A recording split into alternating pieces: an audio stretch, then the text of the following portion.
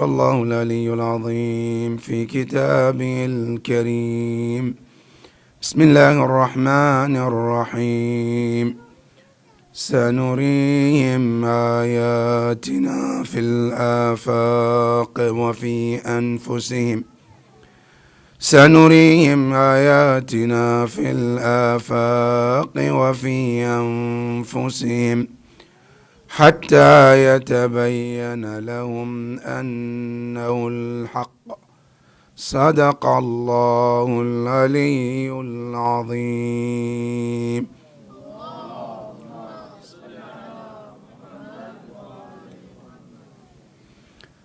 Tonight,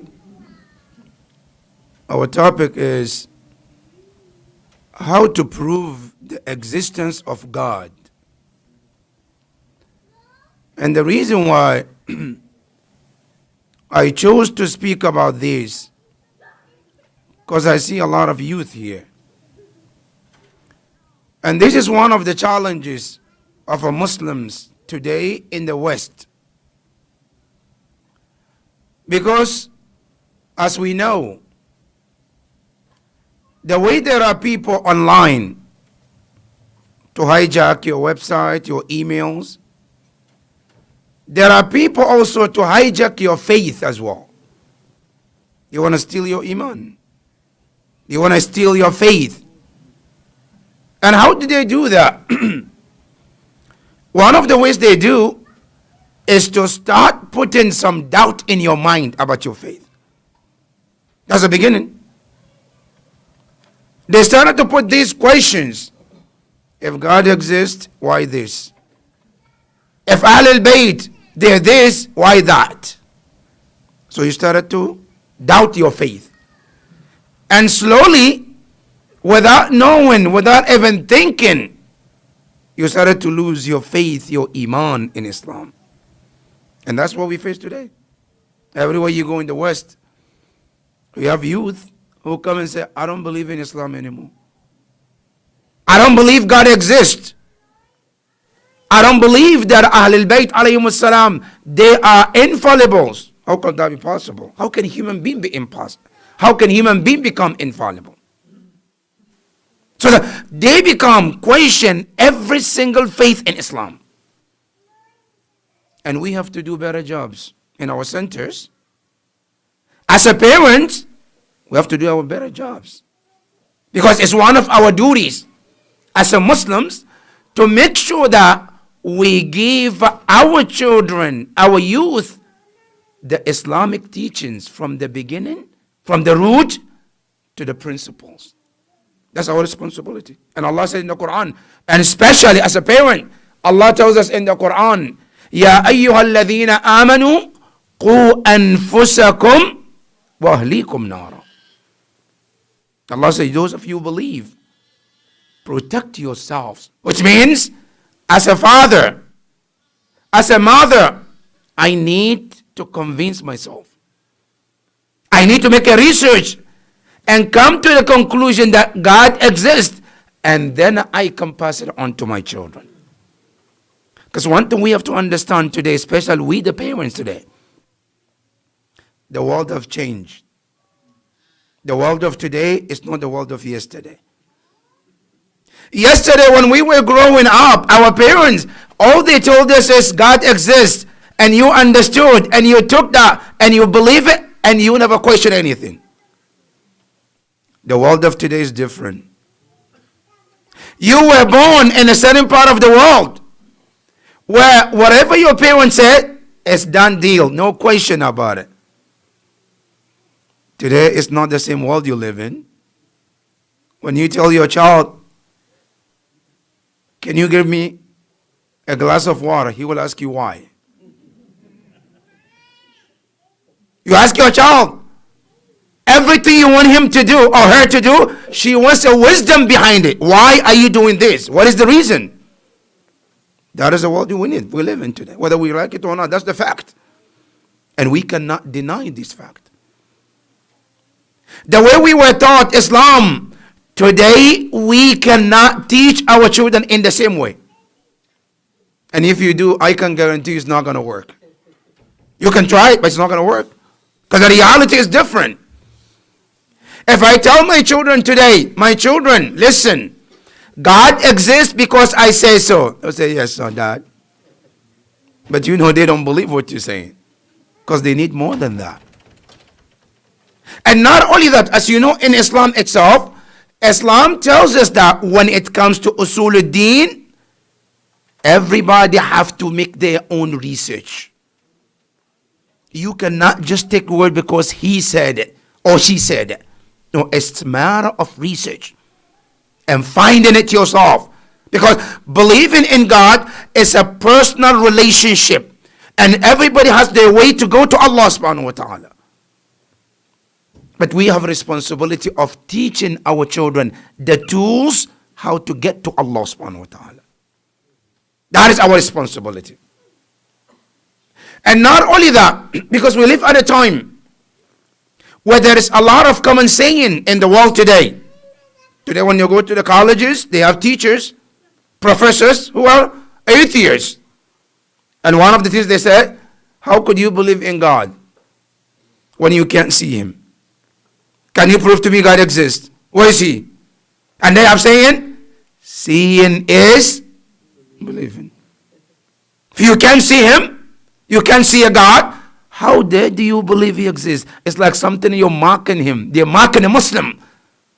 That, are you really in your brain that you believe in God exists when you can't even prove and show him to us that this is the God? So how can you believe in Islam and say you are a Muslim and you can't even prove that God exists and outside? That is question number one. And question number two, when we prove that God exists, the other thing we have to also prove is to prove that God is one. These are two important messages, because the first battle is to prove God exists. Right? Because this is for the atheists, non-believers, scientists who believe in the Big Bang Theory. Right? And then after you finish with them, you come and say, I believe God exists. Right? Now then you battle with other religions too. Because there are other religions like you. They believe God exists. But they say the God is millions of gods. There's God for rain. There's God for power. There's God for health. There's God for sustenance. There's God for everything. So there are millions of gods out there. Then you have other people also believe, no, there is three gods. Alright? Say God, Son, and Holy Spirit. And you Muslim, you come and say, no, there is only one God. What are you talking about? Right? So now how do you prove that God is one, not three? Or God is not three and it's not millions of God? And how did we come as a Muslim to believe that God is only one and not two? I'm not going to give you too many reasons to lose your concentration. I'm just going to give you one of each, so that's easy to remember.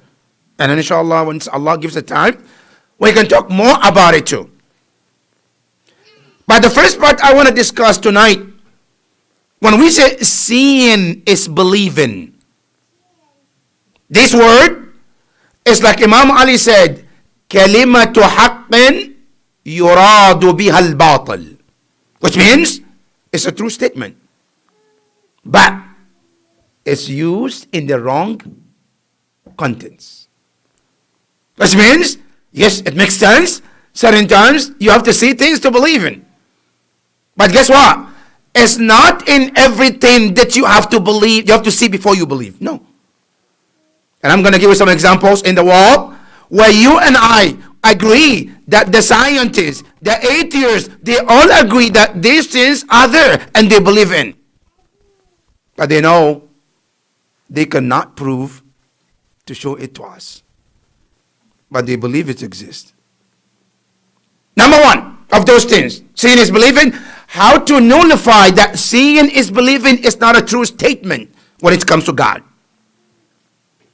Number one, we have to understand that this world that we live in, there are so many things God created. And I'm going to use God, and I'm talking to the person as an atheist. But I want you to take my word as a God, as like a fatwa. Just take it, even though you don't believe in it. I said, this world that we live in, there are so many different creations. And each creation comes in different elements and different component. Certain things in this world, you can see it. You can touch it. You can feel it. You can taste it with your 5 senses. Certain things, you can see it. Example, other people like you. You can touch them. You can feel them. You can see them. Alright? It's common sense. Everybody agree with that. The clothes you wear, you can feel it. You can sense it. That's some of the creation in this world. That's creation number 1. Creation number 2, certain things, you cannot see them, but you can feel it. You have to understand this properly, brothers and sisters. You cannot see it, but you can feel it, right? That is there, even though you cannot see it. One of them is an air. When the air started blowing on you, you can feel it, but can you see it? Can you tell me what the color of the air that blows on you? I say, no, I can't. But I can feel it. It's right there. That's the truth. Another thing in the world, you can feel it, but you cannot see it. When you tell somebody, I love my mom so much. I love my dad so much. If somebody asks you, what is the color of the love you love them? Can you prove to him? No. But you know, there's something that every human being can feel it. You have certain people in your life, they are important, and you love them, and you cherish them. And we all know, whether you are atheist, or Muslim, or Christians, we know there is something called love. And everybody believes in it. Everybody can feel it. But guess what? You cannot see it. And we know it exists. Another example, you say, I'm so sad. I lost something. I lost a job. I lost a friend. I lost a brother. And you cry. And you're so sad about losing them. But when I ask you, why are you crying? I say, I'm sad. I say, what is the color of sadness? Can you show me the sadness? I say, no, I cannot. But it's something that every human being feels it. It's a common sense for every human being. That is proof number 2. Number 3. Another proof about the existence of certain things, but you cannot show to anybody. I tell someone, I have a brain, I can think. And we all know everybody has a brain too. But how can you prove to me that you have a brain? And can I say because you can't prove it, there is no brain? And would you believe in my sentence? I said, show me your brain. I said, I have it here. I said, I can't see it. Can you show me? I said, sorry, I can't show you the brain. He said, okay, then that means you don't have a brain. If we on the God, because we can't see God, okay, the same thing applies on us. You said, if you cannot show me your brain that you have it and it exists, then that means you do not have a brain, because seeing is believing. And we all know that's not a true statement, because we know you have a brain. We know how we have, but we know you cannot prove it. That is when it comes to brain. That is number 2. So we have the first creation, certain things, right? You can see, touch, and sense it. The second one, certain things, you can feel it, but you cannot see it. That's number 2. Number 3, there are certain things in this life, you cannot see them. And you cannot sense them either. But we know it exists. And nobody argue about it either.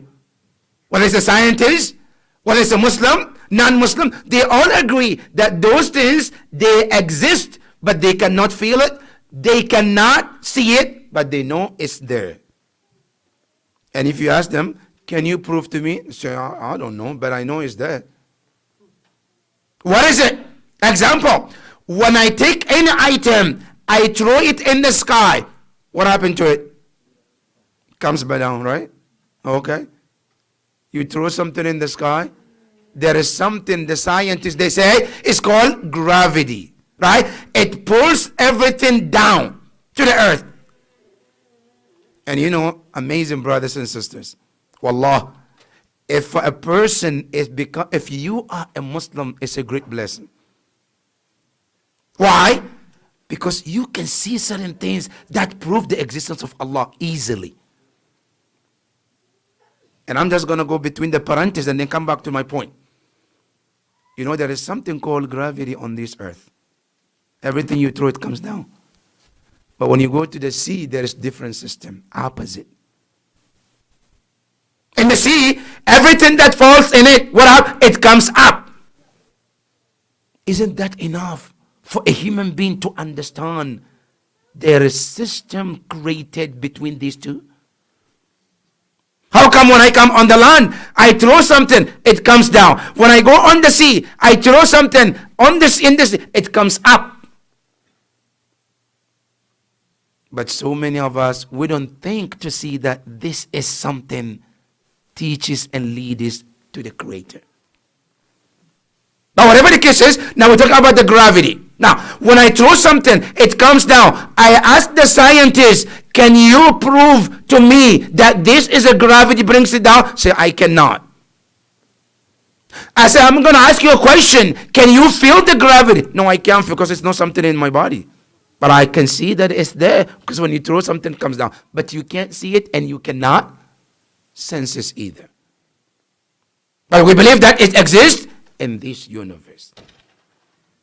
The same thing applies to God. When we say God, as a Muslims, as a believers, we believe God exists. But God is not someone we can see with the eyes or we can also sense in our body. Because when you go to the Quran, Bani Israel, they ask Musa alayhi salam, Arina Allah jahra. Can you show God to us physically where we can see Him? And by the way, this is between the aqa'id and beliefs. We as a followers of Ahlul Bayt, we believe that God cannot be seen in this world, nor the Qiyamah either. And you know why? Simple answer. Why God cannot be seen? God cannot be seen because as a human being, for us to see something, number one, it has to be in front of us. You can't see something behind you. Alright?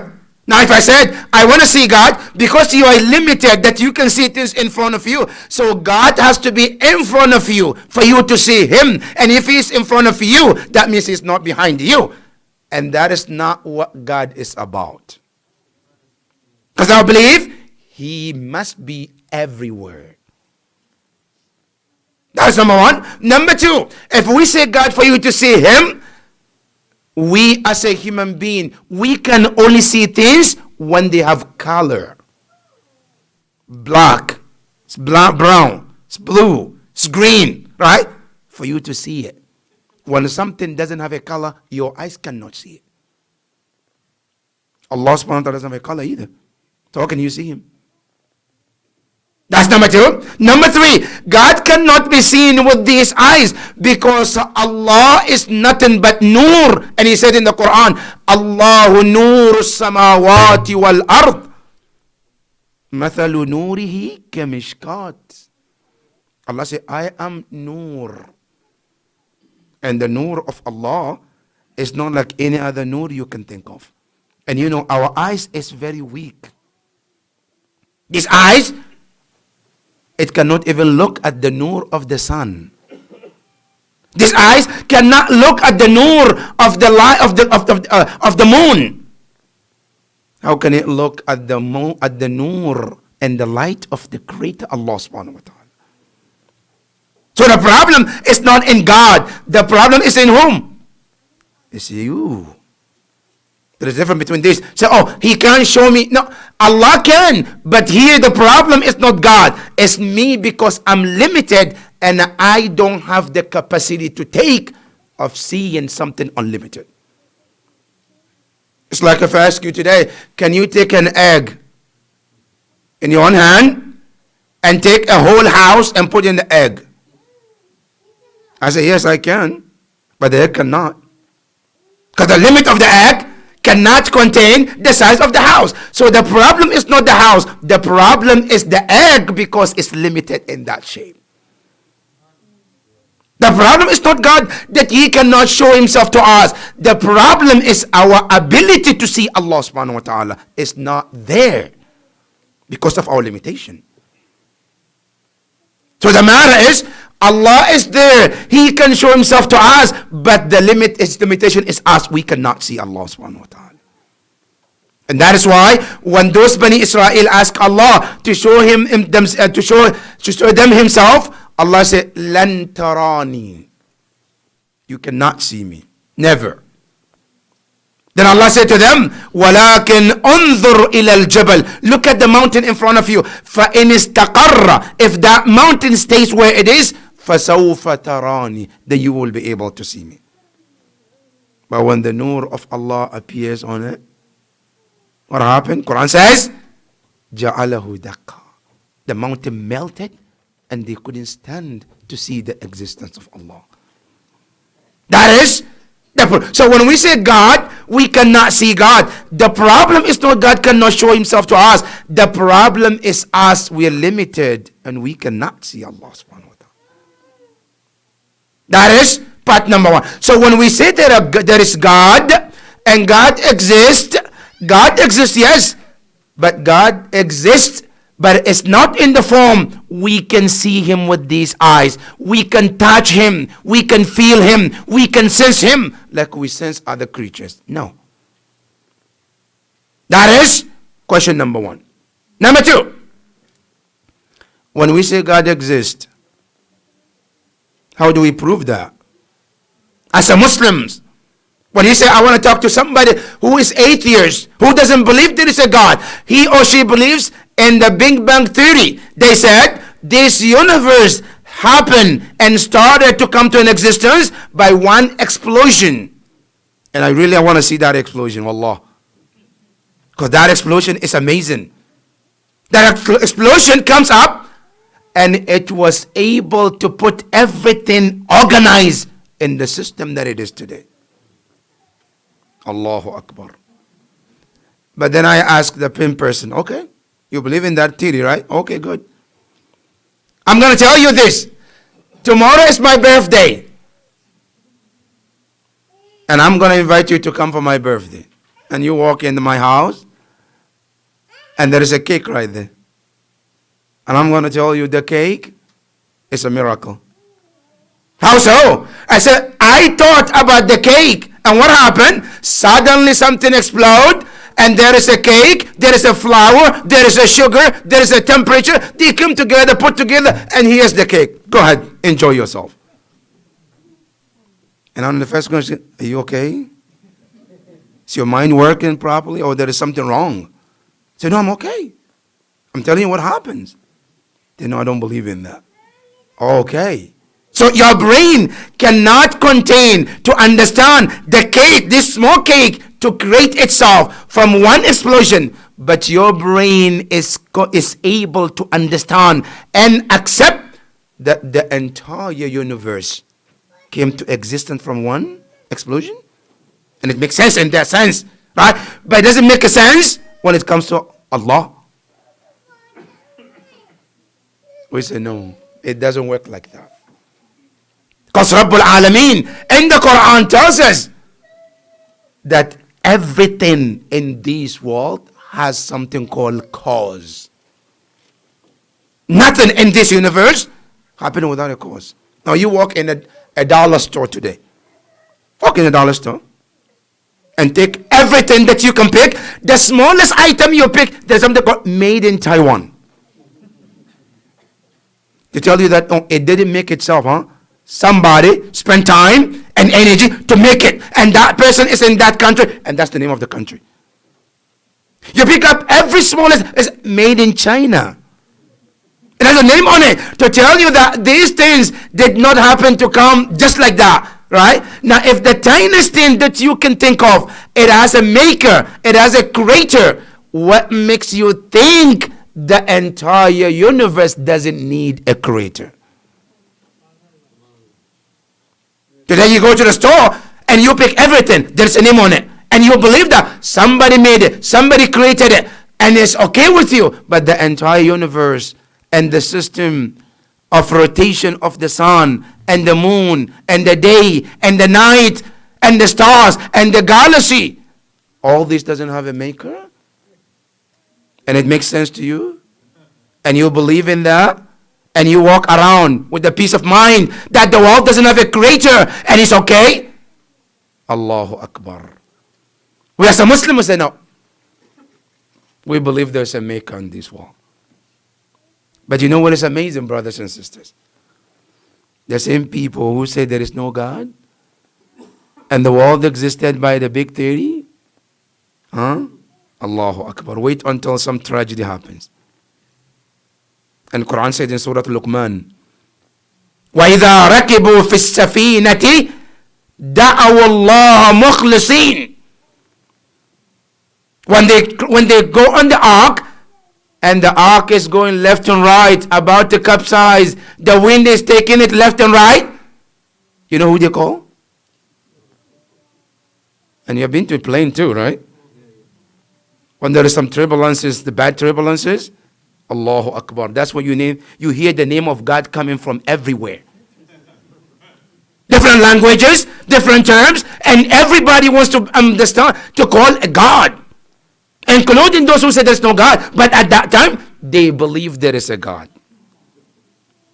And you can see in Pharaoh too. Pharaoh, all his life, what did he say? مَا عَلِمْتُ لَكُم مِّنْ إِلَهٍ غَيْرِي. أَنَا رَبُّكُمُ. This is his word. He said, I don't know of any God for you, Bani Israel, except me. There's no God except me.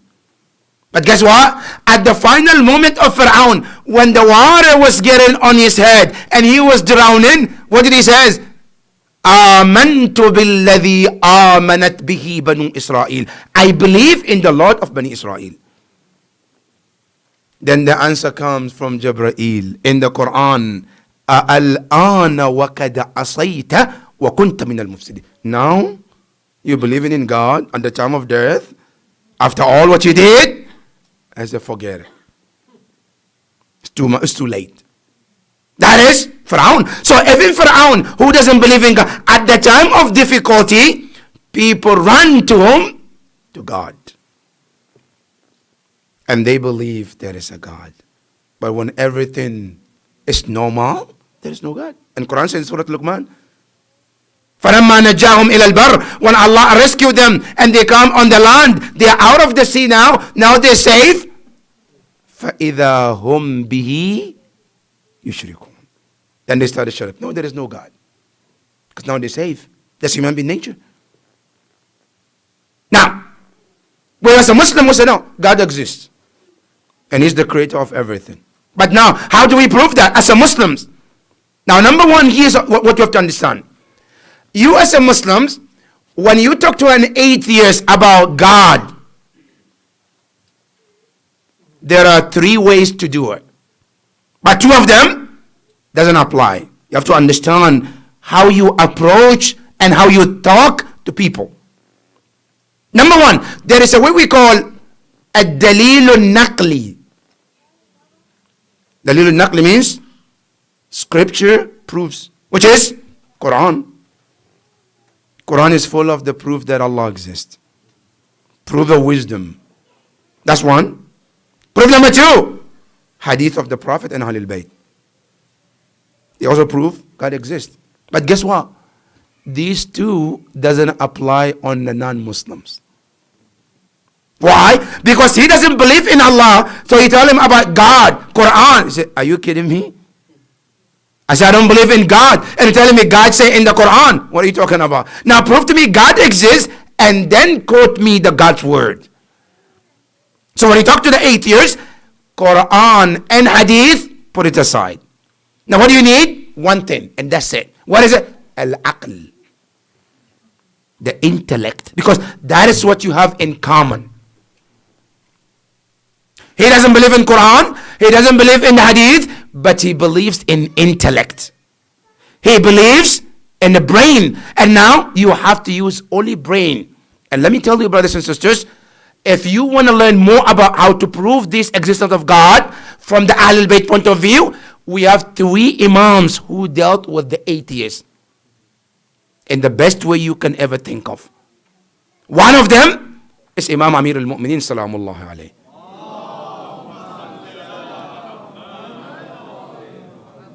The second Imam is Imam Ja'far al-Sadiq alayhi salam.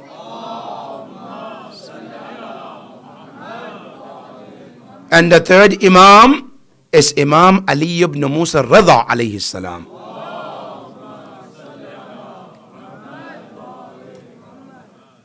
These 2 Imams, they have so much logic and proofs about the existence of Allah. So many of them. And they are the best way to go and grab those wisdom and first use for yourself and then use for others when it's necessary. So the first way to prove about the existence of Allah is to go through the aql and the only, and that's it. And our scholars, they gave us 2 ways how to prove God exists. Number 1, they call it الدليل الحضوري. And the second one they call الدليل الحصولي. حضوري and حصولي. حضوري, it means the proof from within yourself. You can prove the existence of Allah through yourself. And I'm not going to go through that tonight, because Imam Amir al-Mu'mineen Salamullahi alayhi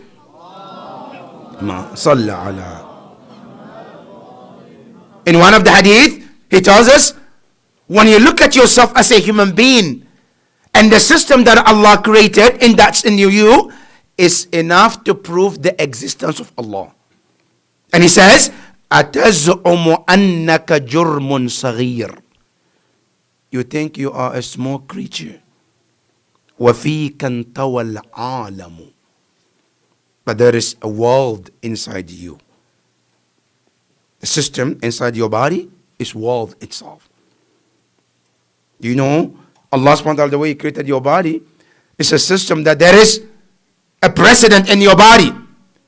There are soldiers in your body who are working day and night to protect this body. The way the soldiers protect their country. That system is in your body. There is a decision makers in your body. Like here in America, where we have people who make decisions, the Congress. They make decisions, right? And then there are people who also execute that and make sure that this is taking place. Those who make rules, judges, they're all in their body. Sometimes you will be shocked when you look at the way Allah created this body.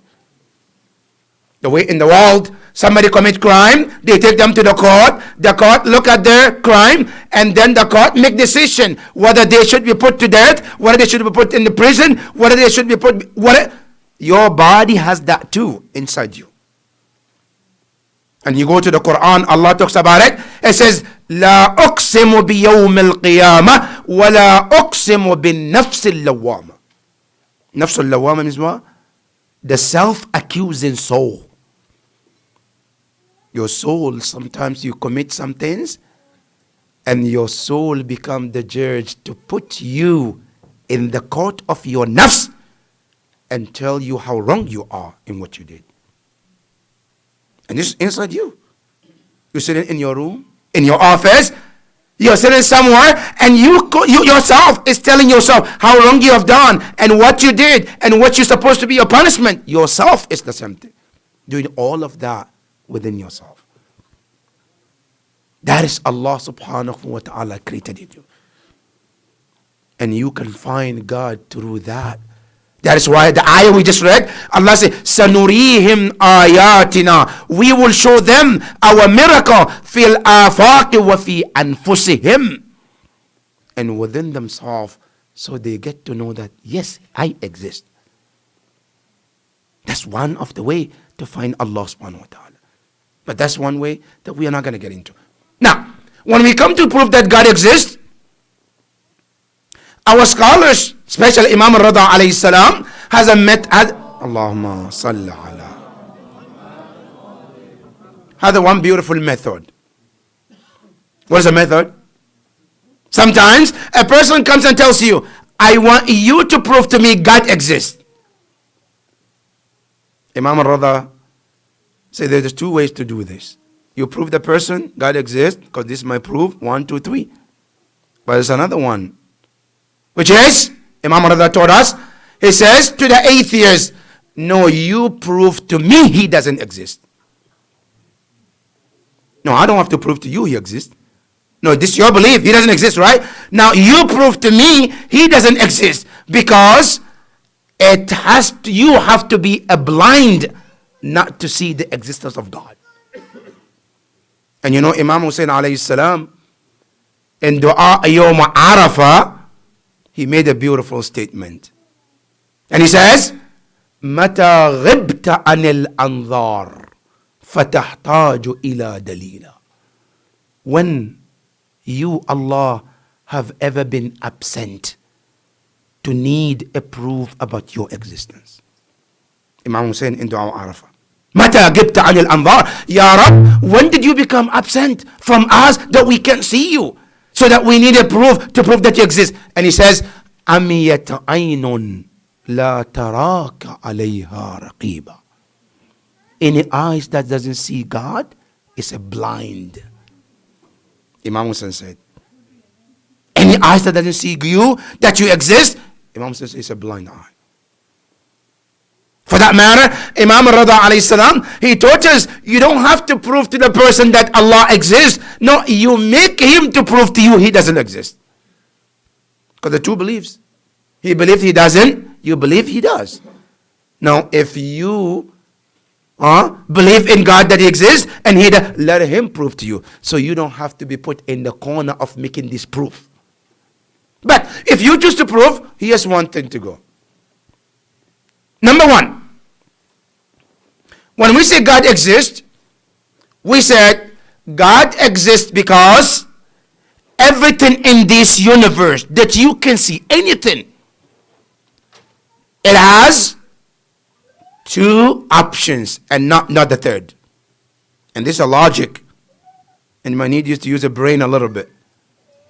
Everything in this world, it has two options. One is, either we said this thing created itself, or we said it was created by something else. More than that, nothing else. Either we said it created itself, or you say no, it was created by another thing outside itself. But the first statement is wrong statement. It's impossible. Which means something cannot create itself. How so? Now listen to the explanation. When we say something created itself, it means it was there and was not there. Meaning what? It was there first in order to create it, and it wasn't there to be created. And it's impossible for something to be there and not be there at the same time.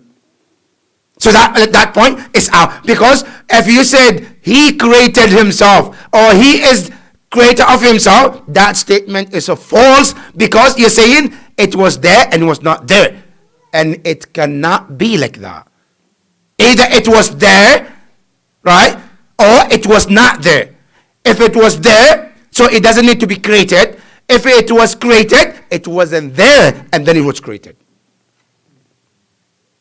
So that point is out. So that means to say that something created itself is a false statement, because nothing can create itself. And between the parentheses, that is why when some people say, who created God? That statement is a wrong statement. You cannot say, who created God? No. Because if you say, who created, meaning you say, there was a time he was not existent, and then he came to, but that's not God. When you say God is someone individual who has been there all the time. and never needed to be created. Never was a time he was not there to be created. No, he has been there all the time. But how? Inshallah, I'll explain to you how do we get there at point. So the first component was saying, no, God, something was created itself, that is out. So which means everything has to be created. Now, where do we start? We said, number one, where do you start? We started with myself. How do I come to exist? I said, my mom and dad. They are the cause of my existence. It's good. Now let's go to mom and dad. Go to mom. You are the mother of this boy, right? Yes. Dad, you create this person. Yes. How did you come to this world? Mom said, my mom and dad. Dad said, my mom and dad. I said, okay, let's go to their mom and dad. We go to their mom and dad. How did he come? They say, mom and dad, mom and dad, mom and dad. And we kept going up to where? Adam alayhi salam. Say, yeah, Adam, how did you come to existence? He says, Allah created me. At that point, we say, okay, we're done. Because everything started by getting created, by founded by something. It has to end at some point with someone who is not being born or created by anybody. And that being is what we call God. Let me give you an example, brothers.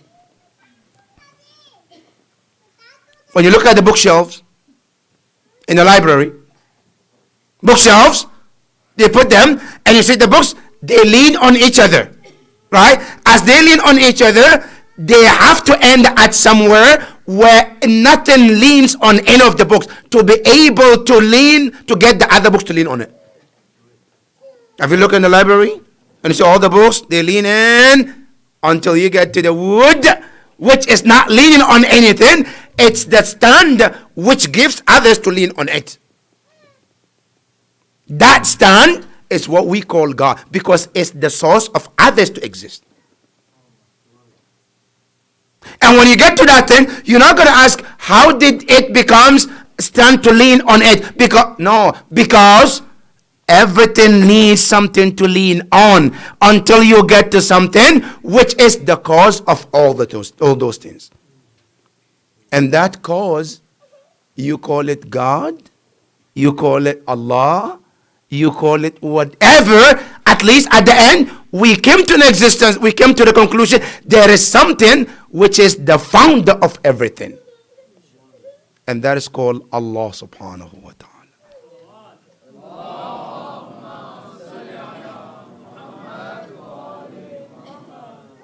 Because if we say no, everything has to go through without the need of God, right? Without need something to be the cause of the creation of everything, then it's called silsilat daw, which means it's going to go through the circle and there's no end. And that doesn't make sense. It has to end at some point somewhere. And that end is what we call God. Now, question.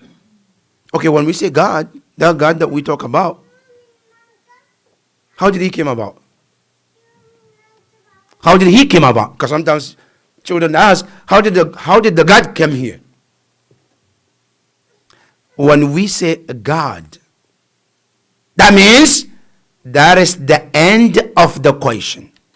Because God is someone who is the founder, the source, the beginning of everything. Let me give you an example, in our practical example. Like, let's say you come to somebody's house. Then they give you water. And you drink the water, and you say, this water is so sweet. Water isn't supposed to be sweet. All right? But you drink it, says sweet. Then you ask the person, why the water is sweet? Then I said, put sugar in it. All right? Because I put some sugar to make it sweet. Do you turn and ask the person, why sugar is sweet? Do anybody ask this question? No. Why not? Because we know and believe the nature of the sugar is to be. So when everything, you can question everything. But when you get to the sugar, which is sweet, you don't question, because that's the end of the question. When I give you food, biryani, I give you nahari, and it's too salty, you say, why the food is too salty? I say, I put too much salt in it. Do you ask, why salty? Okay, that's the nature of the salt to be. So when you get to salt, it's, oh, now I got it. Because the nature of the salt is to be what it is. Now, when we say God, the nature of it is to be the founder of existence of everything. So I can question, how did he come? How did he come? When I come to God, that's it. I don't question how did he come, because that's what made him to become God.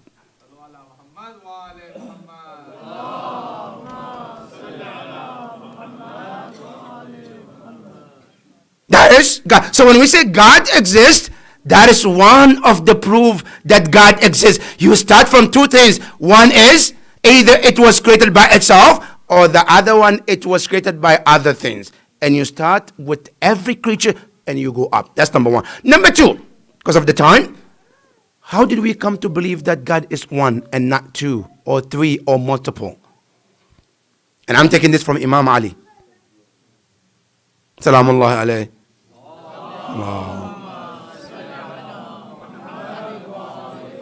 That Imam Ali alayhi salam, he was telling his son, Ya Hasan, لو كان لربك شريك لأتتك رسله ولا رأيت آثار ملك. Simple to prove that God is one. Imam says, Ya Hasan, to prove that God is one, he said, look at this creation. Had God is two or three, he said, you would have seen other prophet coming to propagate for that prophet, for that God. In America, you have Democrat and Republican, right? At the time of election, what happens? When the candidate goes to one state and propagate and make all the campaign, when they leave, what happened to the other? They also come there, say, hey, I'm also there. Don't vote for him, vote for me, right? To prove the existence. Imam said, if God was two, and one God sent Adam, and Noah, and Yahya, and Zachariah, and Salah, you think the other God will be sitting drinking tea and not do anything about himself?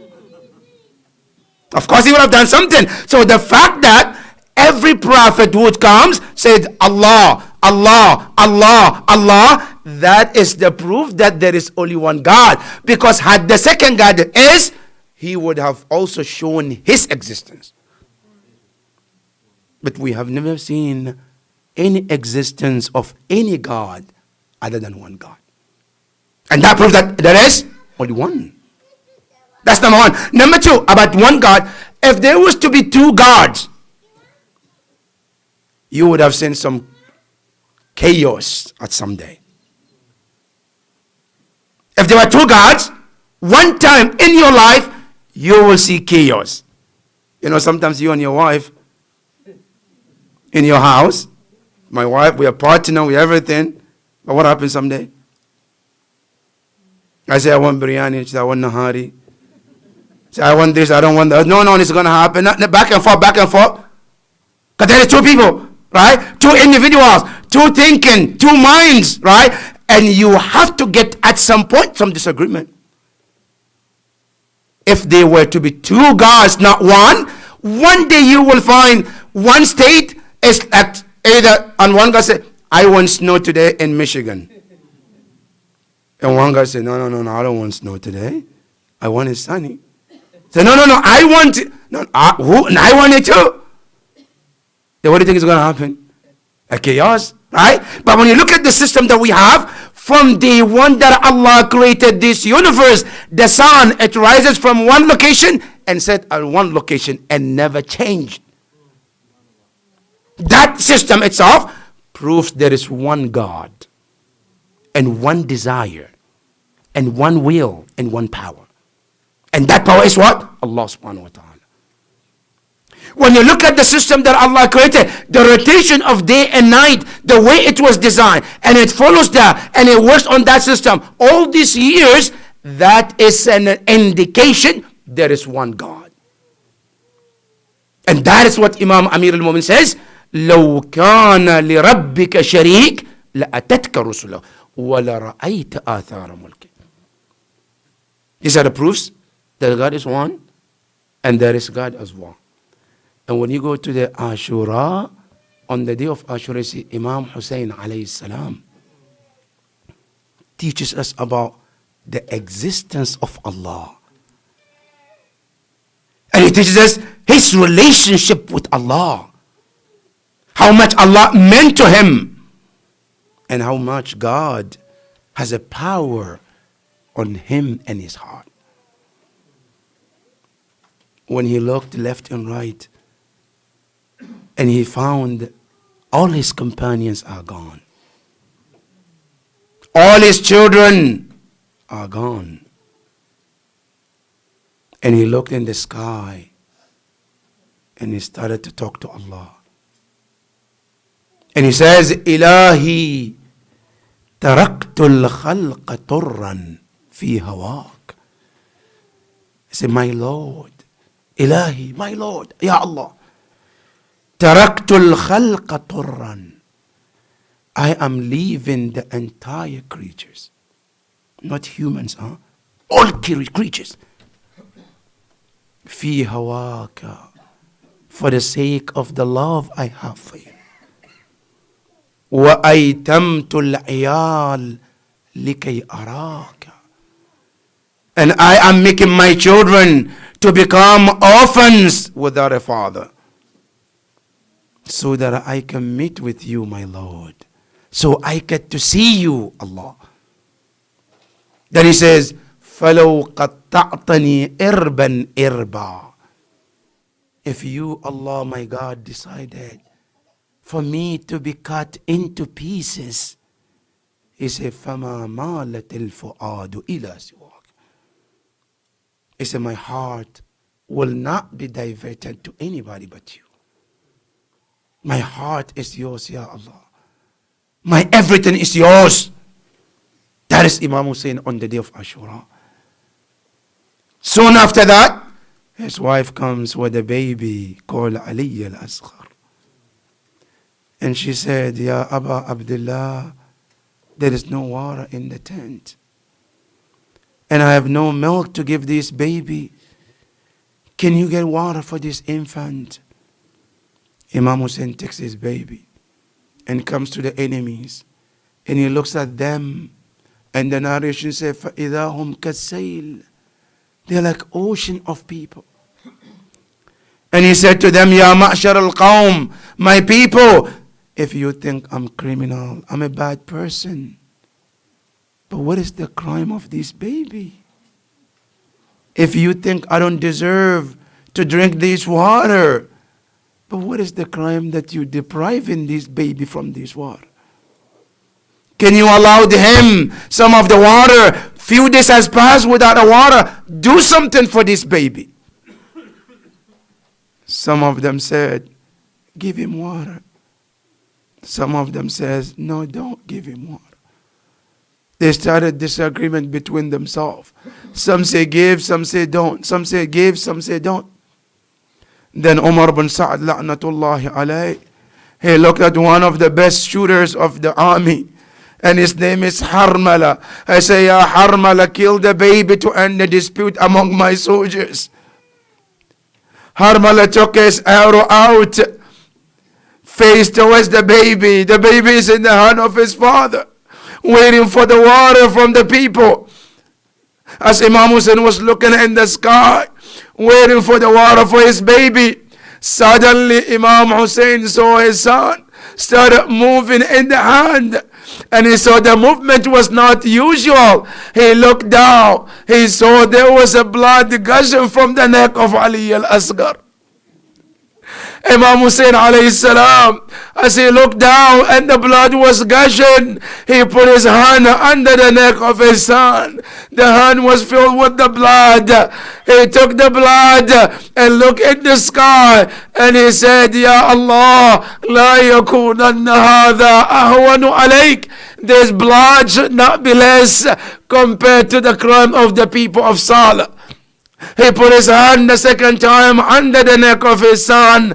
It was filled with the blood, but this time he wiped on the face of his son.